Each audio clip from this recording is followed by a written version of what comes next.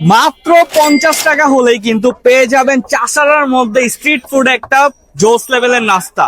আমার এখানে গরু বোনা আছে, গরু কলিজা আছে, খাসি কলিজা আছে, চিকেন চাপ আছে, টিকা আছে, স্যুপ আছে, লুচি আছে, লুচি। কোনটা কত টাকা?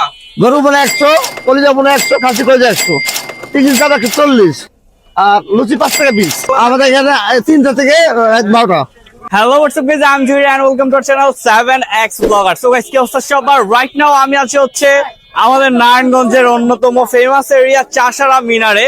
চাষারা মিনারের পাশেই কিন্তু বেশ কয়েক ধরনের ফুডকার্ট রয়েছে এন্ড একটা ইউনিক না, সরি, এটা আসলে ইউনিক না, একটা কমন খাবার কিন্তু আমরা সবাই খেয়ে থাকি, চাপ, কলিজা, মোনা, লুচি। সো আজকে আপনাদেরকে দেখাবো মাত্র 50 টাকা হলে আপনি চাষারার মধ্যে একটা মজাদার খাবার পেতে পারেন। এন্ড এই খাবারটা হচ্ছে আমার হাতের এইটা। এটা হচ্ছে মাত্র 50 টাকার একটা খাবার। এটার মধ্যে কি কি আছে আমরা একটু পরেই দেখাবো এন্ড খেয়ে রিভিউ করব কেন এটার কথা বলতেছি। চলেন ভিডিওটা স্টার্ট করা যাক, লেটস গো। তো এ হচ্ছে গরম গরম লুচি আর হচ্ছে টিক্কা ভুনা। টিক্কা ভুনাই বলা চলে। ঝোল দিয়ে টিক্কা মাত্র 20 টাকা, আর লুচির দাম হচ্ছে 5 টাকা করে। তো 6 পিস লুচি আর 20 টাকার এই টিক্কার প্রাইস পড়তেছে মাত্র 50 টাকা। মোটামুটি ইজিলি একজন মানুষ কিন্তু খেতে পারবেন। এন্ড এটা আমি প্রায় সময়ই খাই। তো আমি যদি একটু ক্লোজলি দেখাই, জাস্ট এভাবে নিবেন, এভাবে ধরবেন আর ডিরেক্ট মুখে দিয়ে দিবেন। হে 7x পিপল, কি অবস্থা সবার? হানি ফুড হাব থেকে কিন্তু আমার কাছে বিরাট বড় একটা পার্সেল চলে আসছে। তো আমরা এখন দেখি ভিতরে মূলত কি রয়েছে।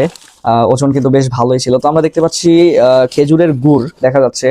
তো এটা হচ্ছে মূলত নাটোর থেকে আসছে আমাদের জন্য, অনেকগুলা গুড় পাঠানো হয়েছে। হানি ফুড হাবে কিন্তু আপনারা অথেন্টিক গুড় পেয়ে যাবেন, এবং যেই ভাইয়াটা পাঠাইছে উনি কিন্তু নিজ হাতে এগুলা তৈরি করে এন্ড খুবই ফ্রেশ অর্গানিক ওয়েতে কিন্তু তৈরি করা হয়। দেরি না করে যোগাযোগ নাম্বারে এখনই কল দিয়ে দিন, আর না হয় তাদের পেজে নক করুন। হানি ফুড হাব পেয়ে যাবেন অথেন্টিক গুড়। এছাড়াও কিন্তু আরো অনেক ধরনের খাবারের আইটেম রয়েছে, অবশ্যই পেজটা মাস্ট ভিজিট করবেন। চাইলে আপনারা মেয়োনিজ দিয়েও খেতে পারেন, মেয়োনিজ এবং আরেকটা টক রয়েছে।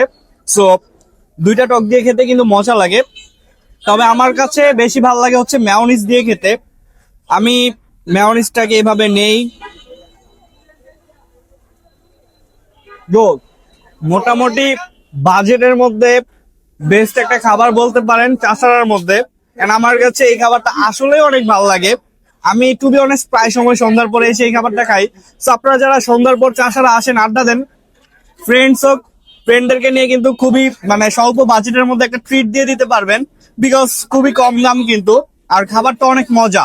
আরেকটা ব্যাপার বলে রাখি, এত হাইজেনিক খাবারের রিভিউ আমি করতে পারি না।